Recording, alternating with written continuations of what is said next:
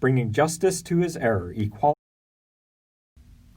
Today I'm going to show you how to make the video portion of your ode to a founding father.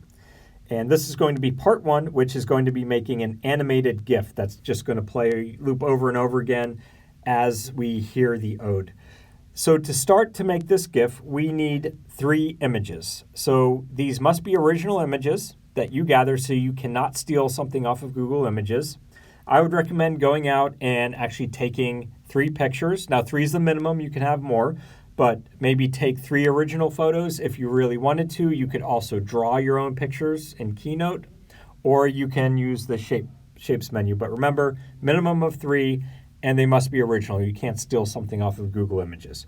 So Mr. Foltz found 3 images. He is doing an ode to John Brown, and he found an image of a door from John Brown's house, an axe, and a severed head. So we're going to use these 3 images to make our GIF. Now that we have them, I'm going to launch Keynote.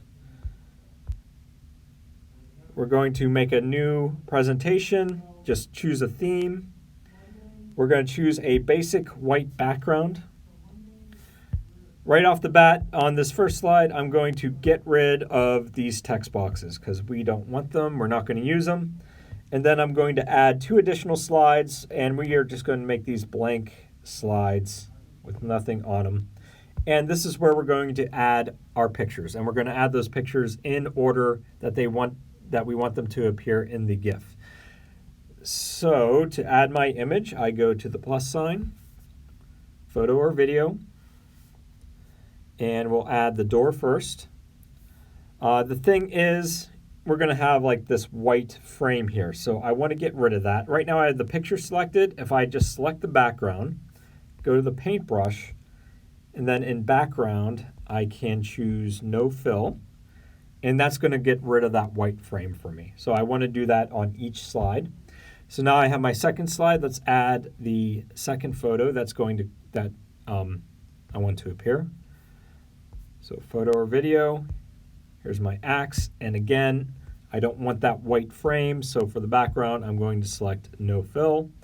And then with my third slide, severed head, again, don't really want that white frame, so we'll get rid of that with a no fill. All right, at this point, I have my pictures in. I have them in the order that I want them to be, so I'm ready to export this as an animated GIF. So I'm going to go to my ellipses menu, the 3 dots in the top right. I'm going to go to export. One of our options is animated GIF. I'm going to select that. We can keep that large. For the auto advance, so this is where you can kind of set a time. How long do you want it to stick on a picture before it moves to the next frame? So this might be just a little trial and error. If I would maybe start it in the middle. If you find that it's moving too fast, slow it down. If you find that it's advancing too slow, then maybe speed it up a little bit.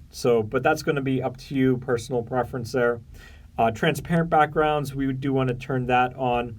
And very important, I probably should have started with this, the slide range, right? Which pictures do we want to include in the GIF? So that's extremely important.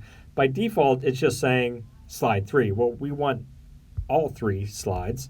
So I want to set this to 1 to 3, then go back. And now we're set. Now we are ready to export this. So I'm going to click on that. You can see it's kind of giving me a preview of what that GIF is going to look like. And I think that's a pretty decent speed. I mean, again, I could slow it down. I could speed it up if I wanted to. But I think right around the middle is going to be okay. So I'm going to press share. I'm going to save the image, and that is going to put it into my camera roll. And that's part 1. If you did that, you just made an animated GIF. You can launch your photos and actually view that in your photo roll if you wanted to, just to make sure that everything worked the way that it should. All right.